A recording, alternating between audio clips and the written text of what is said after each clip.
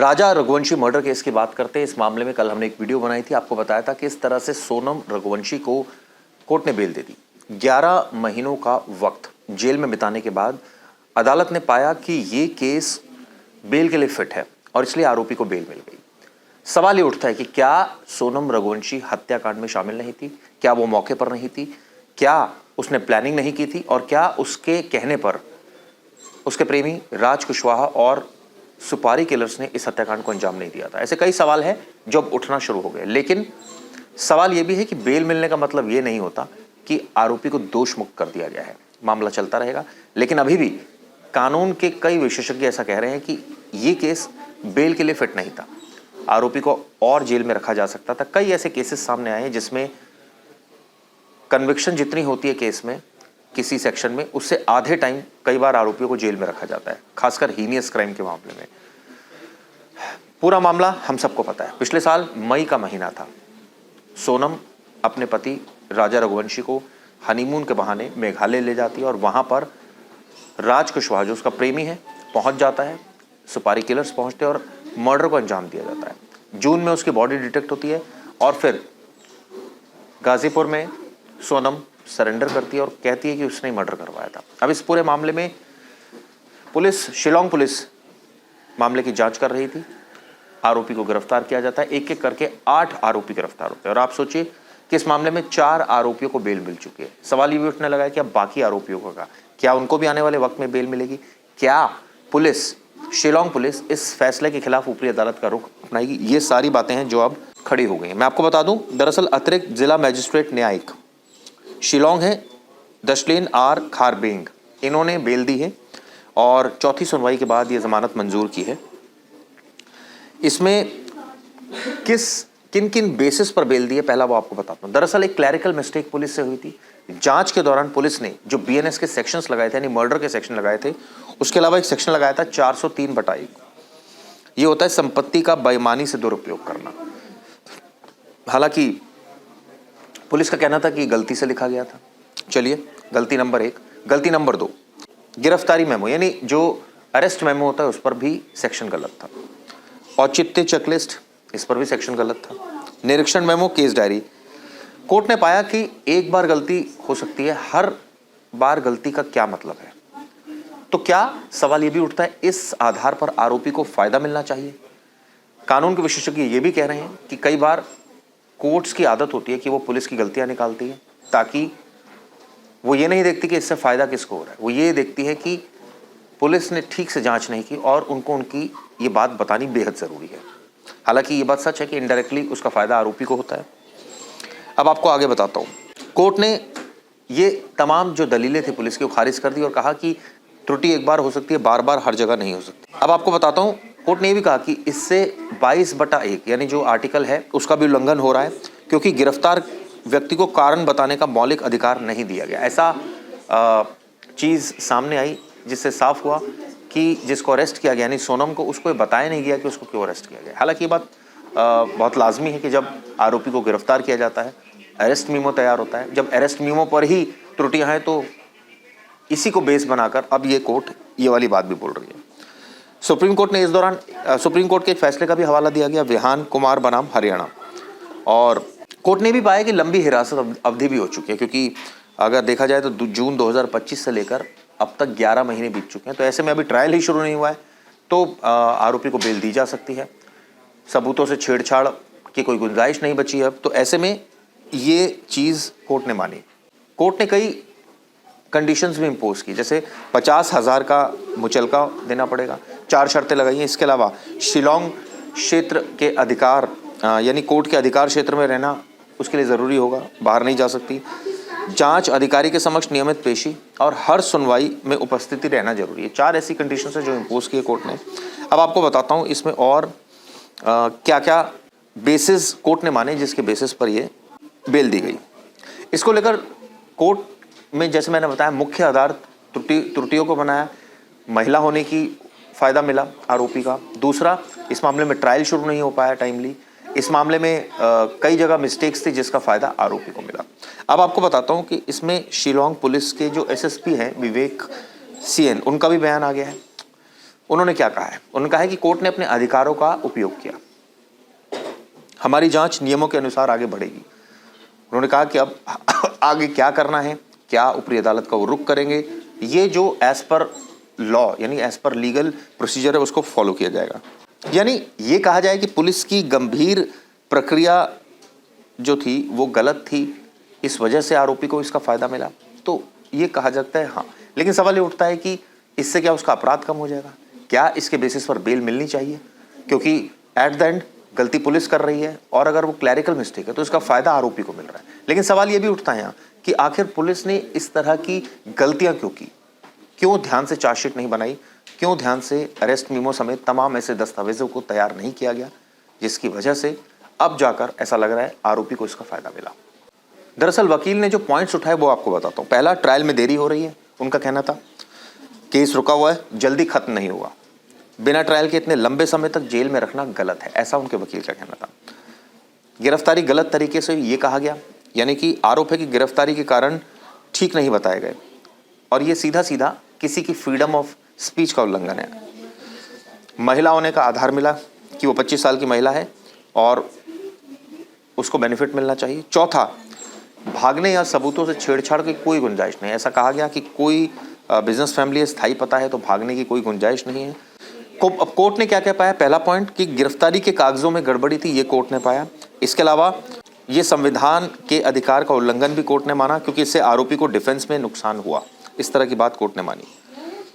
आरोपी को ठीक से गिरफ्तारी के कारण नहीं बताए गए, इसलिए उसे बेल दे दी गई और ऐसे में कई सारी शर्तें भी लगा दी गई, यानी कि गिरफ्तारी में कानून की गलती हुई, ये कहा जा सकता है। और इसके आधार पर यह फायदा आरोपी को मिल गया। आज मैंने आपको डिटेल में ऑर्डर बताया कि किस तरह से ये ऑर्डर आया और उसमें क्या क्या कहा गया। अब आपको जाते जाते उन लोगों की, यानी सोनम के इन लॉज की, यानी कि राजा के परिवार के लोगों की बाइट सुनवाता हूं, उन्होंने क्या क्या कहा इस पूरे मुद्दे को लेकर, ये सुनिए। सोनम को जमानत मिल गई, क्या कहना चाहेंगे? क्या कहना चाहेंगे अंकल? एक सेकंड। हाँ अंकल बताएं। सोनम को जमानत मिल गई है, आप लोगों को कानून पर पूरा भरोसा था, क्या कहेंगे आप? किस तरीके से? ऐसे किसी नहीं जानते, तो कानून पूरा भरोसा था कि हमको न्याय मिलेगा, अगर वहाँ पर सरकार ने उसको जमानत कैसी दे दी है? 11 को उसको मारा था सोनम ने, और उसके बाद उसको जमानत कैसे, उसको तो हत्या करने वैसे ये वो जनता को मालूम है। अब वो बाहर निकले ना, कितने को मारेंगे, क्या करेंगे, क्या नहीं करेंगे, ये तो सरकार को मगर नहीं छोड़ना चाहिए, उनको तो फांसी देना चाहिए।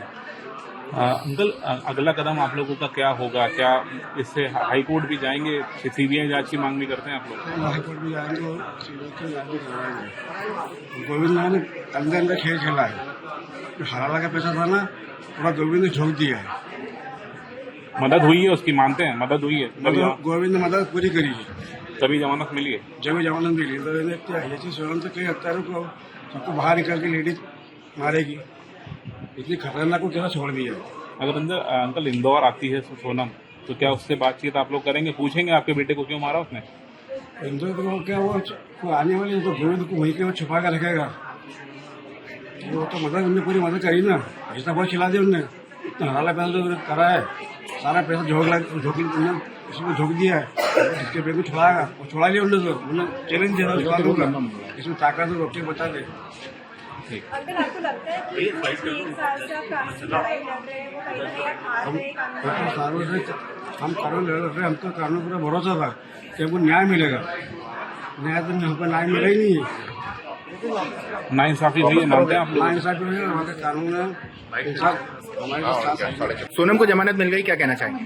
मैं ये कहना चाहता हूँ, अभी तक मूवी पिक्चर में देखा था कि अंधा कानून होता है, यकीन हो गया कि कानून बाकी अंधा होता है। हम सोचते थे पहले कि शिलोंग में गलती हो गई है, गलती शिलोंग की है, तो लगता है शिलोंग की पूरी गलती है।